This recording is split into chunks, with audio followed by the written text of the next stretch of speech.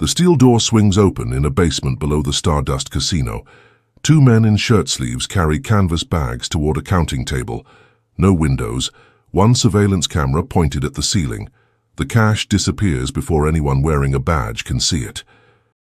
If you love stories about power, corruption, control, and the transformation of American crime into American business, make sure to follow, because this one ends with an empire built on dice and cards finally forced to play by someone else's rules. Las Vegas, Nevada, December 26, 1946. Christmas lights still glow on Fremont Street downtown. Out on Highway 91, past the last gas station, past the city limits where county jurisdiction takes over and regulations dissolve into desert air, a new kind of building rises against the bare mountains. Pink stucco. 9 stories. A neon flamingo spreads its wings 40 feet across. Inside the casino floor, dealer tables sit empty. The slot machines have no coins. Benjamin Siegel stands near the entrance watching nothing happen. He wears a tailored suit. His investors put $6 million into this building. Most of that money came from New York. Some came from Chicago. None of it shows up in any bank statement that a federal agent could trace. Tonight was supposed to prove the concept. A legal casino, a resort hotel, a place where East Coast money could multiply in the sun without police raids or payoffs to corrupt city officials. But the rooms are not finished. The plumbing leaks. The Hollywood guests who flew in for opening night have already left. Rain falls on the desert. The casino closes after 2 weeks. Siegel knows what happens to men who lose mob money. He grew up in Manhattan. He worked the streets with Meyer Lansky when both were teenagers. They ran protection rackets. They controlled liquor shipments during Prohibition. They formed partnerships with Italian families who appreciated efficiency more than ethnic loyalty. By 1930, they had power. By 1940, they had reach. Lansky looked at Cuba. Siegel looked west. He moved to Los Angeles in 1937. He cultivated relationships with movie producers and union leaders. He positioned himself as the man who could bring order to the chaos of illegal betting on the coast. Then Nevada legalized gambling in 1931, and Siegel saw the future. The Flamingo reopens in March 1947, with proper infrastructure and full hotel service. This time the tables fill. The slots pay out just enough to keep players seated. The casino starts making money. But Siegel has already borrowed too much. He made enemies on both coasts.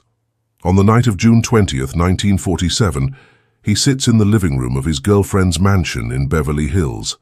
Someone fires a rifle through the window. 9 shots. Siegel dies on the sofa. Within minutes, 3 men walk into the Flamingo and announce new management.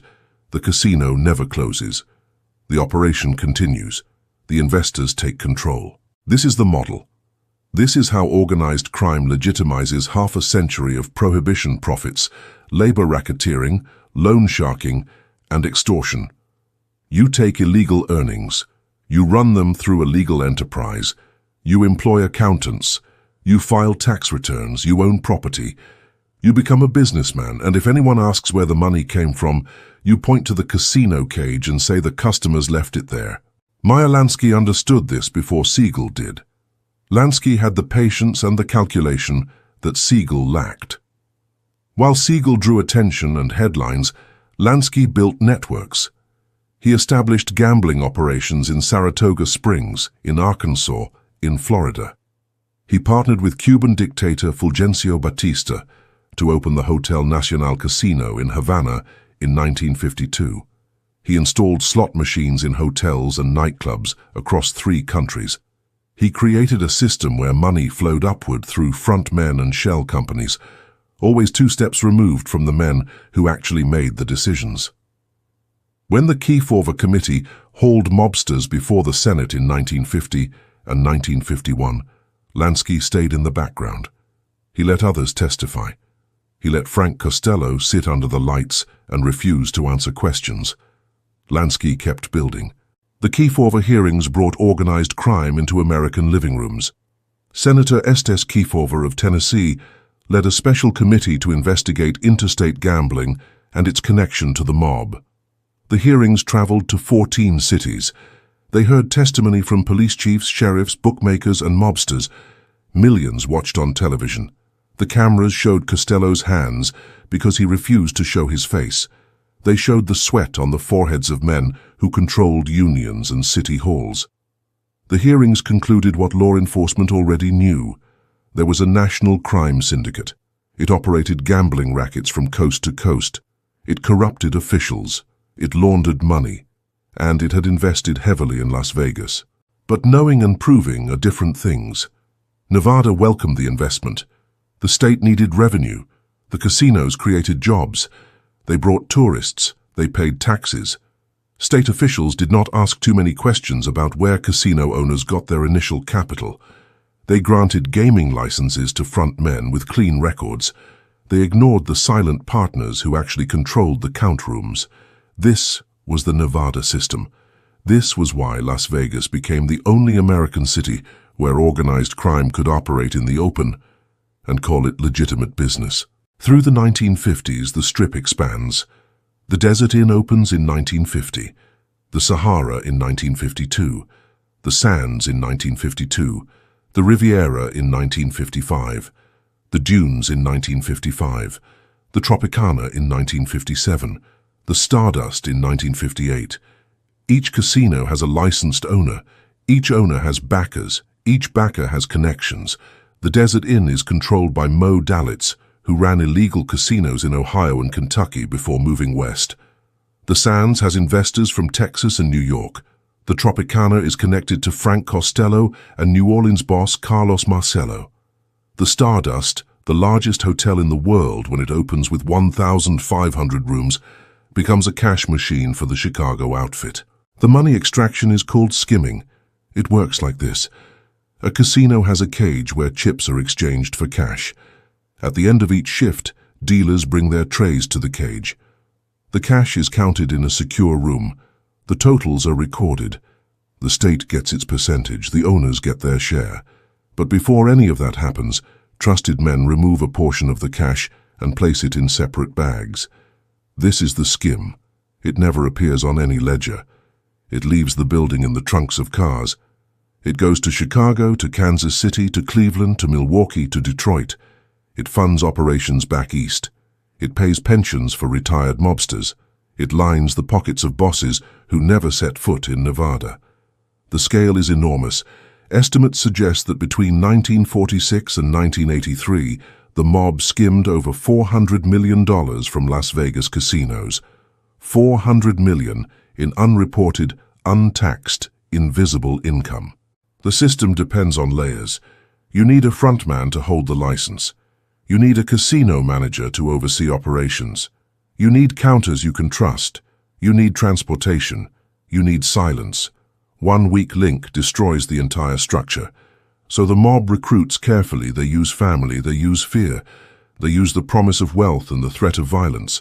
They place men in positions throughout the casino. Dealers, pit bosses, security. Everyone has a role. Everyone takes a piece. And everyone understands what happens if they talk. In 1960, the state of Nevada creates the Black Book. Officially called the List of Excluded Persons, it names individuals banned from entering any casino in the state. The first 11 names include Sam Giancana of Chicago, Marshall Caifano of Chicago, and several other known mobsters.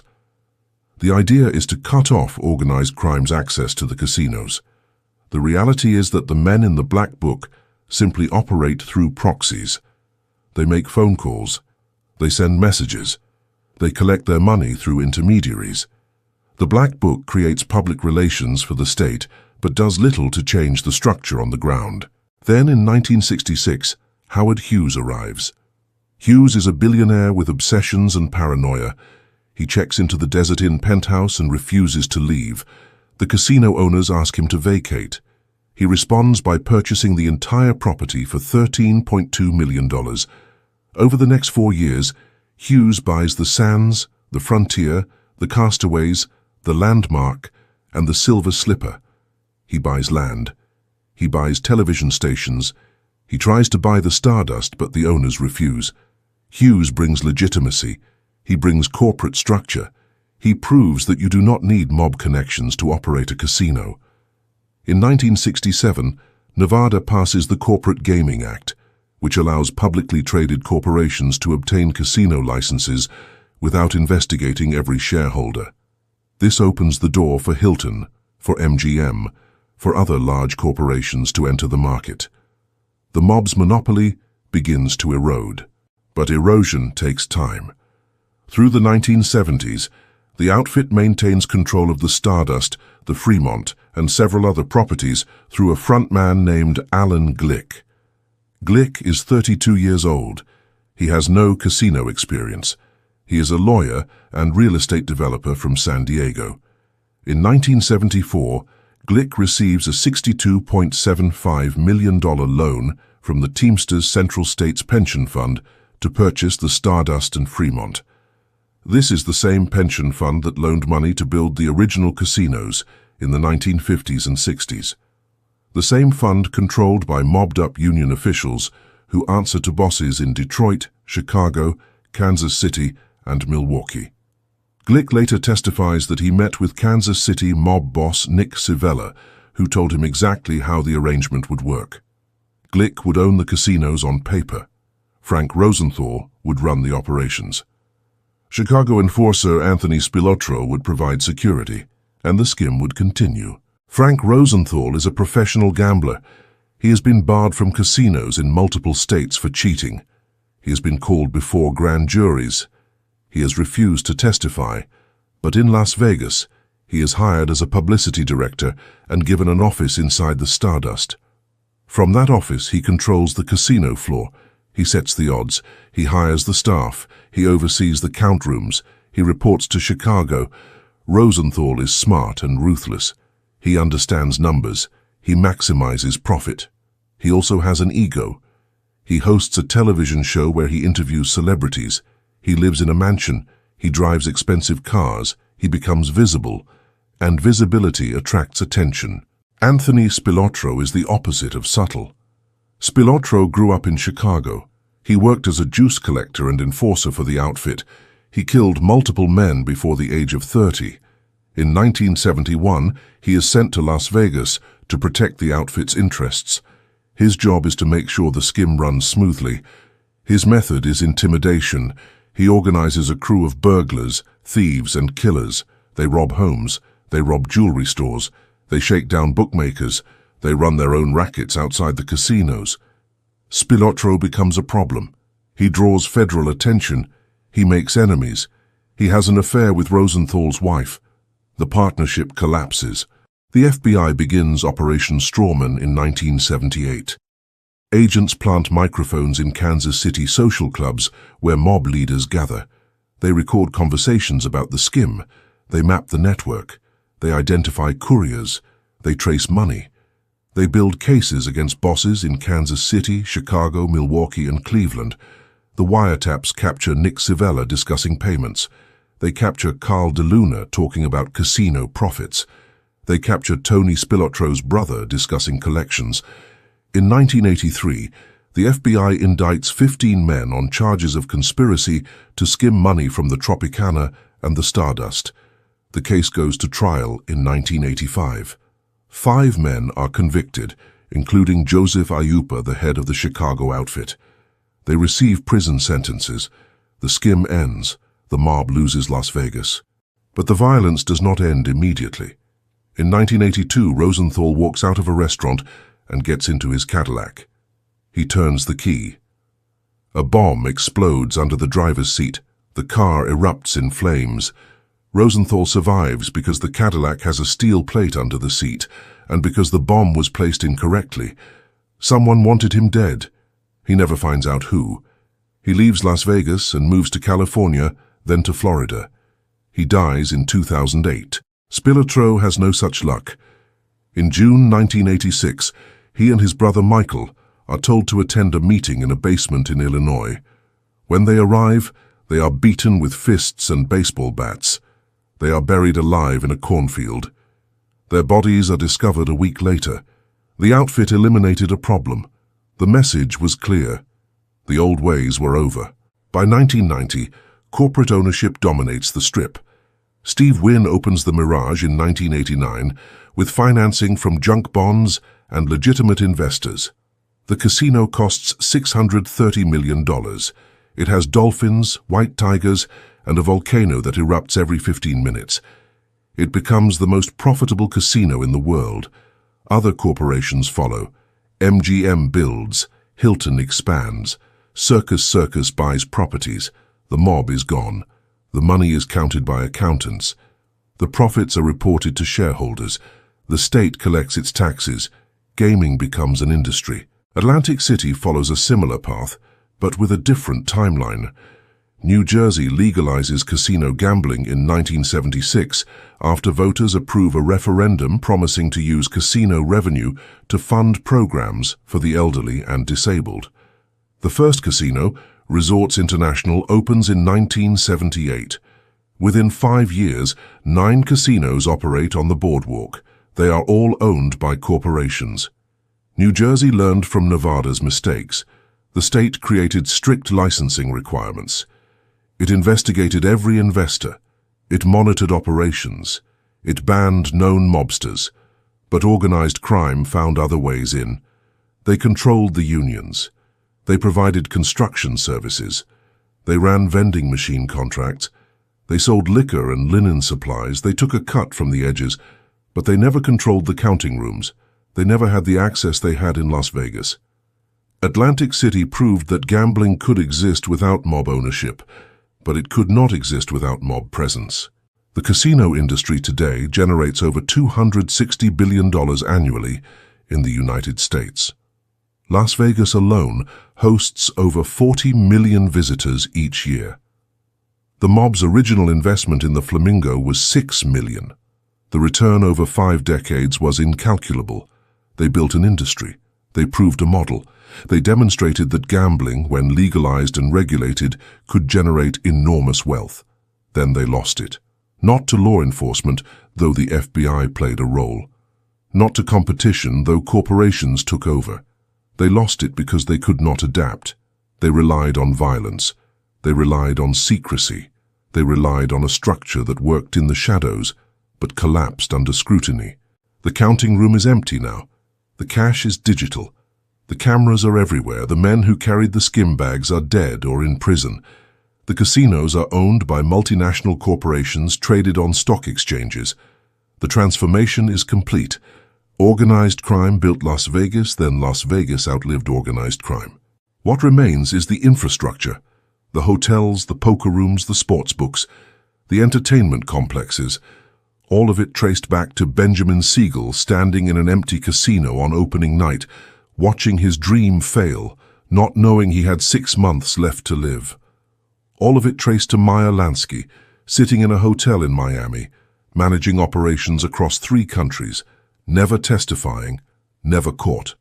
All of it traced to the men who counted money in basements, who drove it across state lines, who turned crime into capitalism, and capitalism into an empire that eventually swallowed them whole. The last image is the Tropicana Hotel implosion in October 2024. The building collapses in 9 seconds. Dust rises over the Strip. Tourists film it on their phones. The site will become a baseball stadium. The mob's last major casino in Las Vegas is gone. What it represented is gone. What remains is the lesson.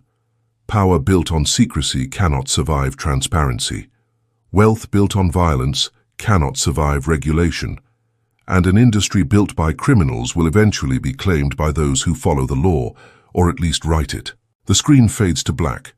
The story ends where it began, in a counting room, in a casino in the desert, where men once moved millions in silence, now computers track every dollar. Where bosses once ruled with fear, now shareholders demand quarterly earnings. The game changed. The house always wins. But the house is no longer owned by the mob.